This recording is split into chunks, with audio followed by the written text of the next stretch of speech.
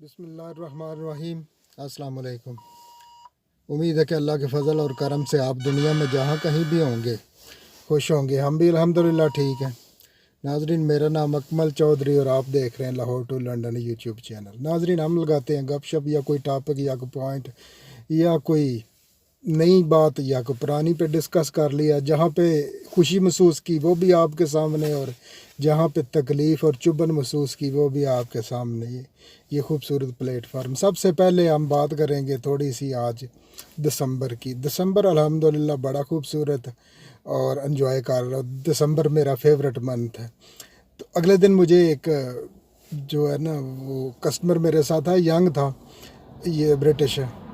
तो वो ये कहने लगा कि सर्दी भी आए और बर्फ़ ना आए तो सर्दी का कोई इतना विंटर का मज़ा नहीं होता। यानी कि इस हद तक ये एंजॉय करते हैं बर्फ़।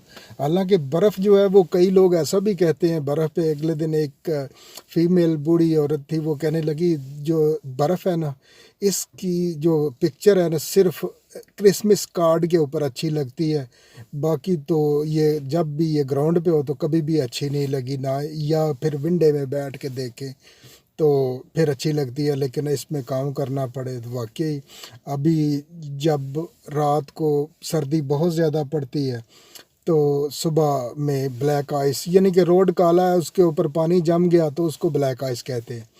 तो बड़ा उसमें देखना पड़ता है, यानी कि बड़े एहतियात से ड्राइव करना है। या कि कई लोग मैं आज सुबह मैंने देखा एक कोई ऊपर पड़ा हुआ था या पड़ी हुई थी, उसके ऊपर उन्होंने कंबल वगैरह रोड के किनारे पे दिए हुए थे, गिर पड़ी होगी और एम्बुलेंस भी पास खड़ी थी।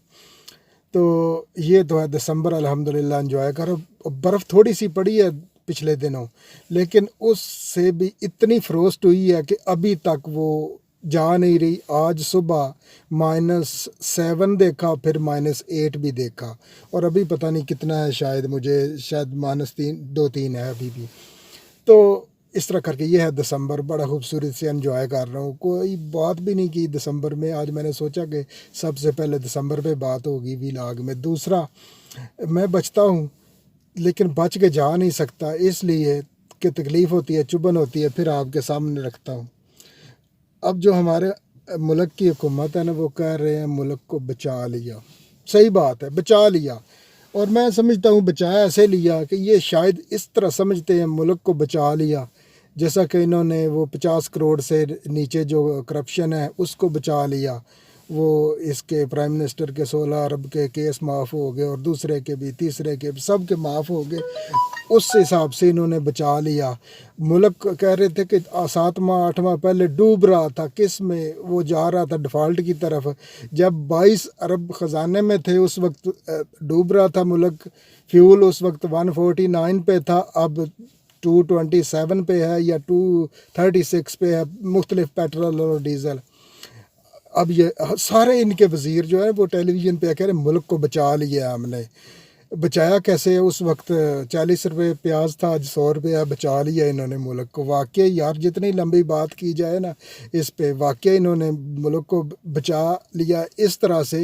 ये शायद मुल्क को या सियासत को ये समझते हैं कि अपनी जो करप्शन है ना उसको बचा के सेफ करके महफूज हो गया। और एक जो बैठा था इनका बेटा प्राइम मिनिस्टर का, 4 साल के बाद वो गया, वो भी जो नारे मार रहा है कितने खूबसूरती से, वो कह रहा है हमने मुल्क को बचा लिया। उसकी भी अरबों रुपए की करप्शन माफ़ होगी। शायद ये करप्शन को मुल्क समझते हैं।